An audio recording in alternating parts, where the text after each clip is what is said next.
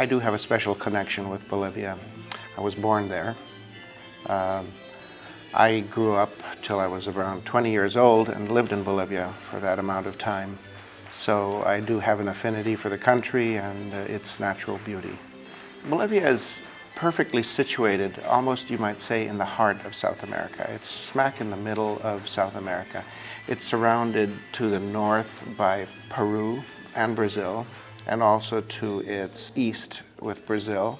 It's got Paraguay and Argentina to the south, Chile to the west, and also Peru to the west. And it's completely landlocked. It's a country about twice the size of Texas. It has no access to the sea and has been landlocked. The only large water mass that they have is Lake Titicaca, which actually they also share with Peru.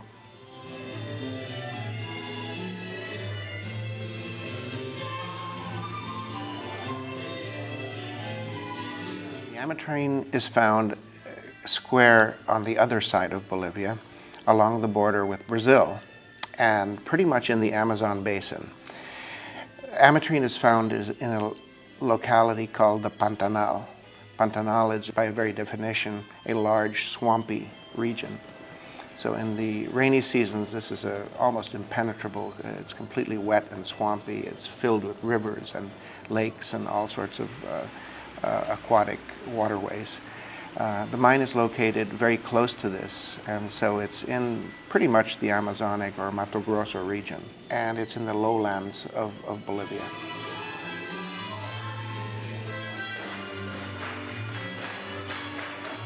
Ametrine is a gemstone that is unique to Bolivia, and it's unique in that it is purple on one side, that's the amethyst in the gemstone, and it is yellow on the other side, and that is really the citrine portion of the gemstone. The gemstone is quartz, but it is a blended form of quartz that has these two varieties that we know as separately as amethyst and separately as citrine. They're all blended into one as one gemstone, and they're only found in this region of Bolivia on a commercial basis. Some ametrine has been found in other regions of the world, including in Africa and some other places, but the truth is that even though that material exists, it's not really commercial. In other words, it's not being mined in a large scale like the ametrine mine is being mined.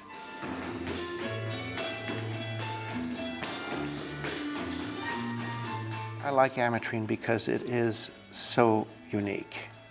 It really has this interesting split in color. So in recent years, the owners of the mine and the deposit have decided that it would really be a good idea to blend those colors, not necessarily to make those 50-50 color splits, but rather blend them.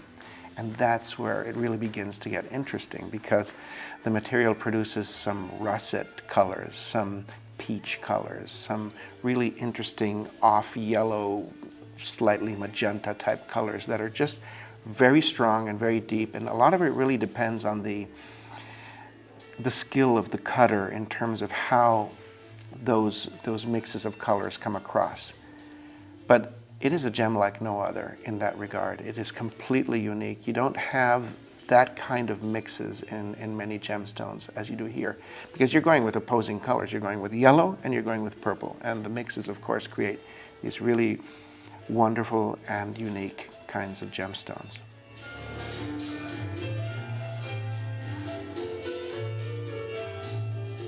Ametrine as a gemstone is rare because it's found nowhere else on Earth. It is found, but only in very small quantities and not commercial quantities. So in that regard, it's rare. It's this particular blend of colors that is unique and special. Now, it's interesting, when you ask the question about rarity, the material resources are finite, and the material is rare. It's unique to this place only, and I think that's something that people need to bear in mind.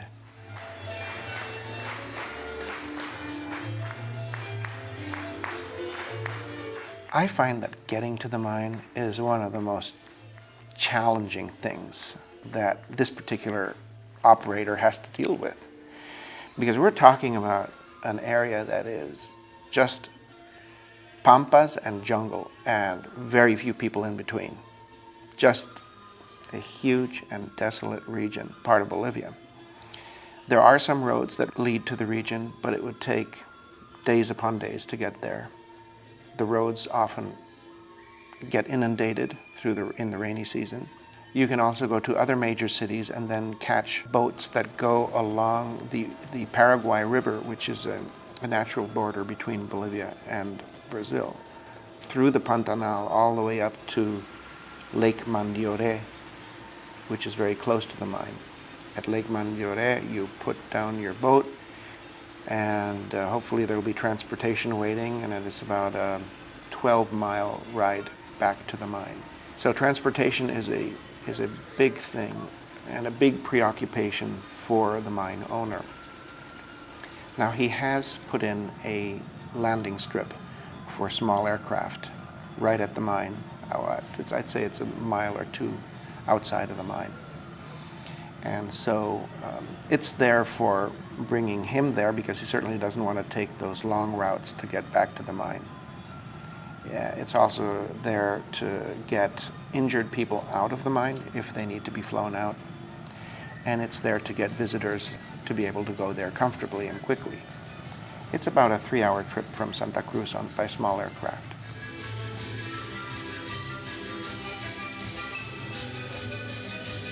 The mine is now owned by a gentleman called Ramiro Rivero, and I don't believe he has any other partners. Now, Ramiro Rivero comes from a mining family and has made good use of this particular mine.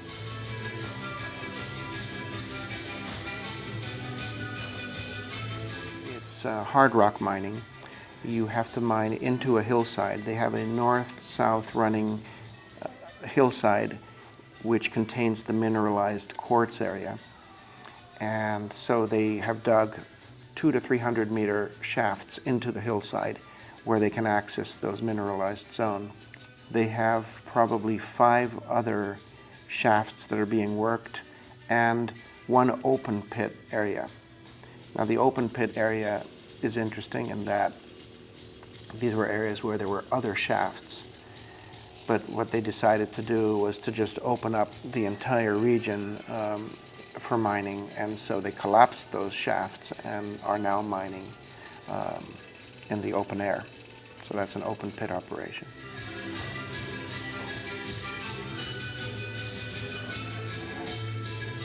The way the mining is done is once you've reached a mineralized zone, and that is done through blasting using dynamite. And once they've reached an area that they feel is going to be mineralized, then they have other methods of recovering the rough, which are a little more delicate. It uses pickaxes and shovels and other types of methods. But I mean, when you compare that to blasting, it's a lot more gentle.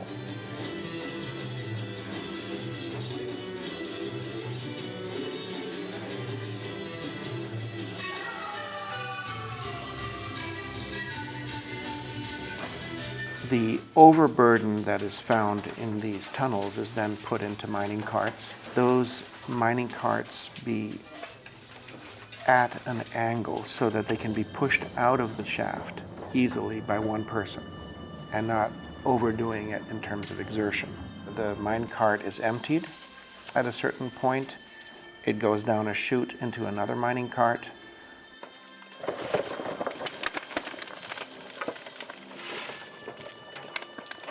That mining cart then goes to a washing plant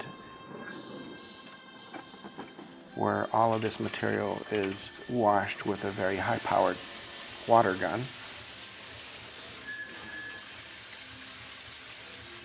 The finer sediments and other types of sediments are then collected in 2 different areas for environmental purposes, because it is important at the mine that these sediments don't just flow off into the rivers, because then you'd be polluting the rivers and various other things. So they collect the sediments in different grades. Once the washing is all done, then again, this material is carted off to a processing plant. And at that point, you have people who are really beginning to pre-sort, I would say, the types of materials that they're going to be using commercially in the future. A lot of it, of course, is discarded, but the material that is pre-sorted is already starting right there at the mine itself. And then it goes through several other sorting processes once it's taken away from the mine and it goes to some of the major cities.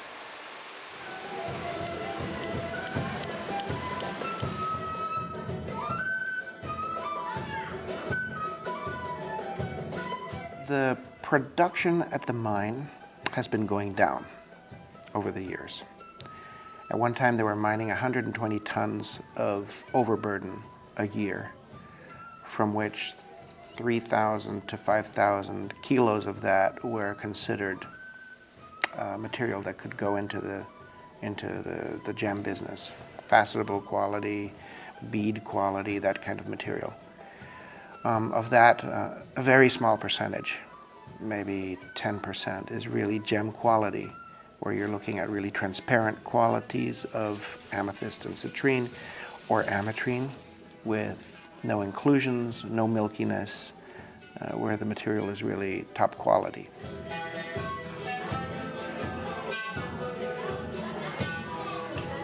From the mine, they put the material in trucks. The trucks go all the way down to Lake Mandiore.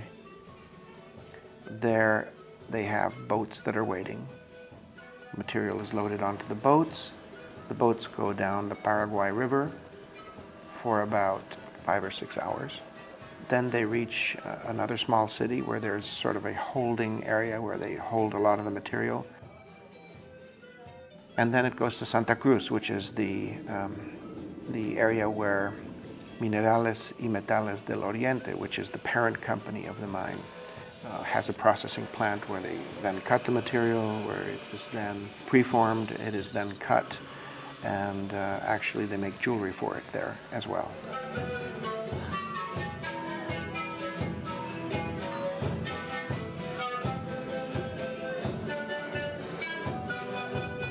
Ramiro Rivero has really devised for his entire operation a very nice mine to market kind of flow. He not only mines the material, he then preforms it at his operation in Santa Cruz. It is then cut. It can be cut either in Santa Cruz or in other cutting centers around the world, and he uses, for example, China as one of his cutting areas.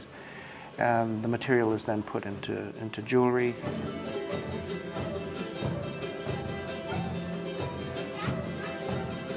And finally, he has a retail operation where he sells a lot of his material. Some of his material is for export, some of his material is for use in the jewelry store. So he really has a whole mine-to-market kind of mentality. Ametrine is Bolivia's national gemstone.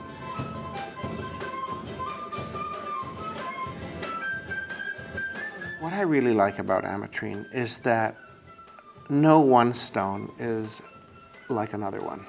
They're all completely unique. And a lot of it has to do with how the cutter has envisioned this material and has given us his or her vision of how that material should look.